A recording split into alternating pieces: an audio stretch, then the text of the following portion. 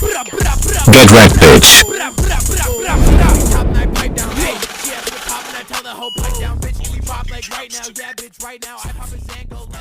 What's up, guys? Record Easy back at you guys with another My Hero Academia chapter review.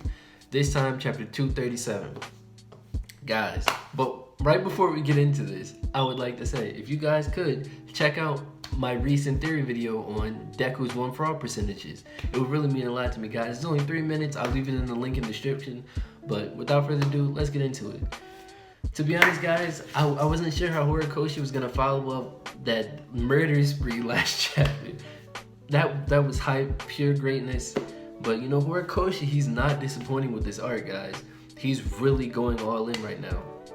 So it picks up, Shigaraki, like Kid Shigaraki has just murdered everybody in his family. He's walking down the sidewalk, you know, hoping that a hero or somebody's gonna help him because he's a kid who just murdered his entire family.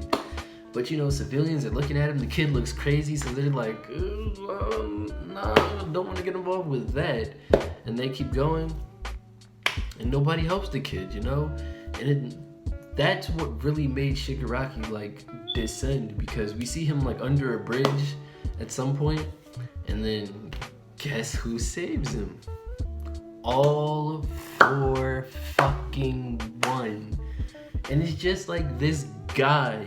If you haven't seen my video on the villain underground in My Hero Academia, go check that out as well. I'll leave that in the description box below as well, because this guy is such a masterful chess player.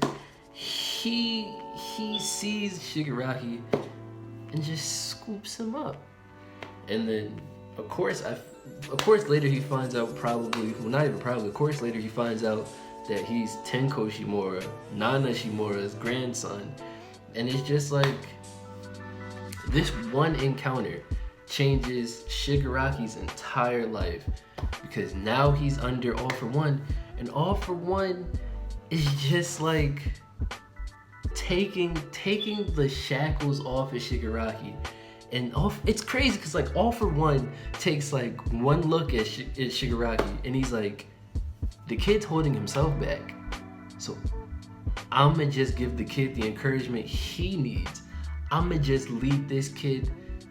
I'm not even gonna lead this kid. All he's doing is just giving Shigaraki encouragement. It's telling him that it's okay to do what you feel.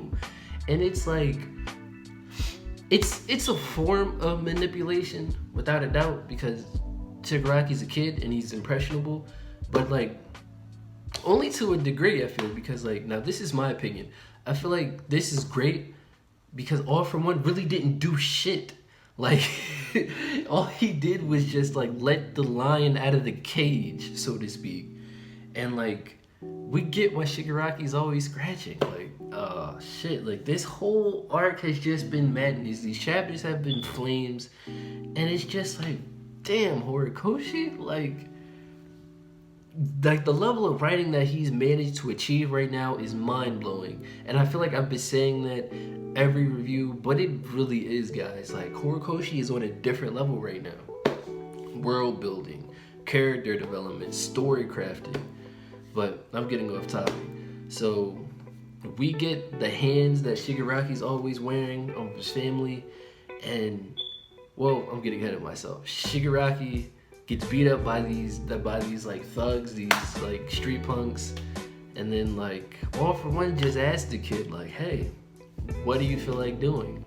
And Shigaraki's like, yo, I want to kill those guys. And All For One was like, yo, go for it, bro. And then like some really like horror movie type shit goes on.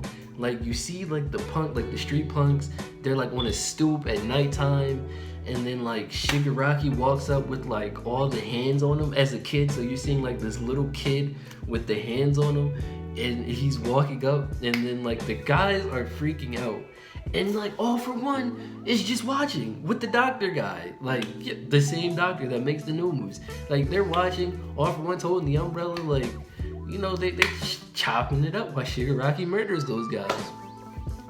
And then All For One, like, he's like, hey, like, Shigaraki is using those hands to like suppress himself, to like suppress the memories of what he's did, and he's holding himself back.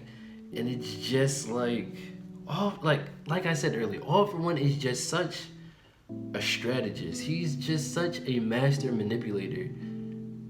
And it's just like, he couldn't have picked a more worthy successor, because like, well, at least in the translation I read, it was like Shigaraki is the symbol of terror.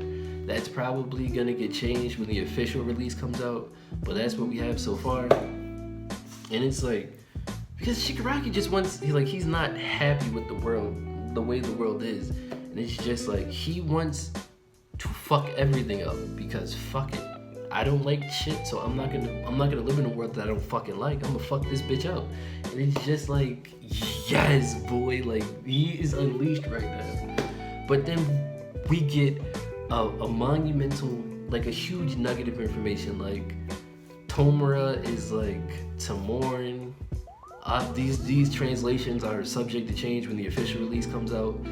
And then we get All For One's last name. Shigaraki is All For One's last name, boys.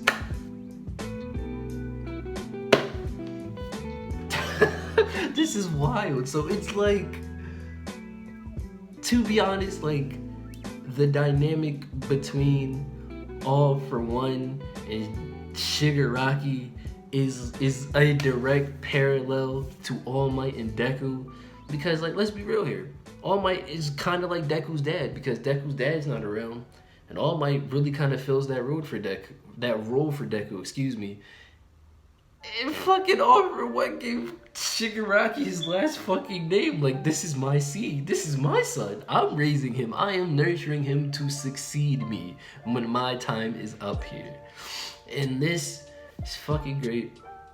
But after that, we cut back to present day. Giganto, I'm always fucking up his name, I'm sorry. Giganto Machida's like just going through the Liberation Army, and Twice and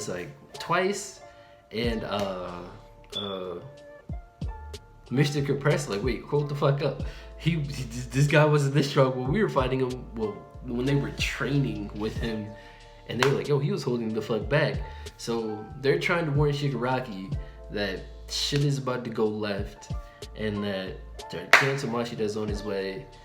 And fucking, we get to see Dabi in the Ice Guy, because we haven't seen Dabi in the Ice Guy in what feels like forever. I don't think we're gonna get a Dabi backstory. I've been saying this for weeks now. If you guys have been watching my reviews, we're probably not gonna get that in this arc, because Horikoshi's probably saving that for like another Endeavor / Todoroki family themed arc, and that's probably where we're gonna get it, because I'm pretty sure by now we all realize that fucking Dabi is Toya. And we're just kind of waiting for Horikoshi to be like, yeah, my niggas, I'm sorry I made you guys wait. Here it is.